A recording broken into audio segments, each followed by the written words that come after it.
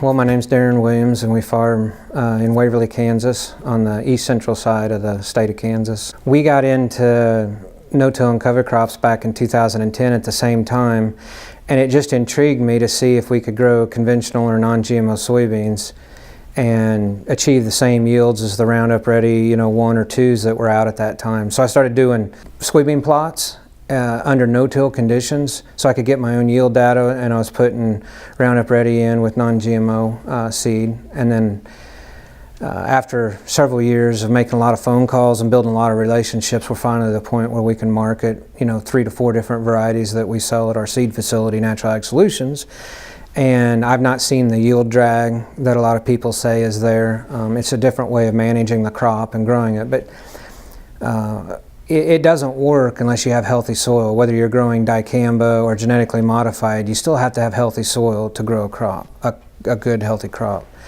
And it just seemed like a natural thing to do since we were learning no-till and cover crops at the same time to see, it was more out of a curiosity thing to see if we could do it. And now that we've gotten farther into it and we've seen the profitability that's there, it has helped, because there's some tough times with the grain prices and stuff the last 3 or 4 years.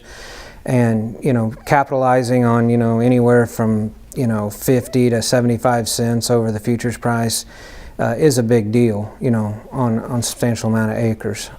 But it's not been without a lot of blood and sweat and a lot of determination to make it happen. So what we do for a cover crop is we plant rye or triticale or barley in the fall after we get our corn crop off. Or if we're going to go back to beans after we harvest the soybeans, we no-till that in the fall. That grows up in the spring. And then we no-till our soybeans directly into that cover crop in the springtime. If we cannot, like this year where it's really wet and muddy and we couldn't get anything planted in the fall, we'll use oats in the springtime. We'll let those grow up and get right to that soft dough stage, and then we'll just no-till our beans right into that. And a lot of times we can do that without having to post-spray any chemical over the top. If we need to, we will, but we make it with a strategic strike, not a prolific use of the chemical. Do I have any trouble with dicamba drift?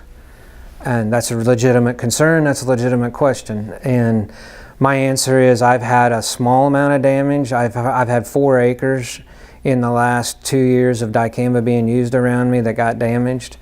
But I spend a lot of time letting my neighbors know what I'm growing. And most of them know I'm growing non-GMO crops, and they do a pretty good job of trying to be extra careful, around our crops. So it's not been a huge issue to me. But, I realize neighbors don't always get along, but we try to do our best to let neighbors know what we're doing, and landowners. I have a renter, that I rent from.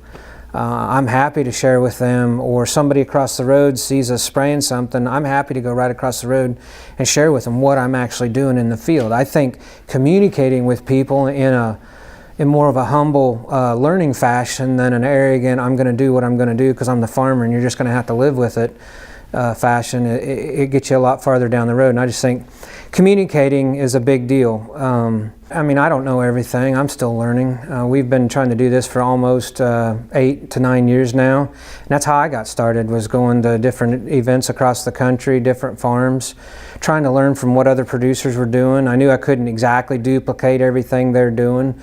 You can't go to Gabe Brown's farm and say, okay, I'm going to do what Gabe Brown does right now, because he's put several years into getting there. You can take those principles, you can go back to your farm and start applicating them on your farm. I think it's important because the future of agriculture is in trouble. And if we don't get these younger people, what I consider the generation, the 30, 35-year-old people thinking different about how they're growing their crops, we're going to be in a big trouble, in another 10 or 15 years, overall financially and ecologically.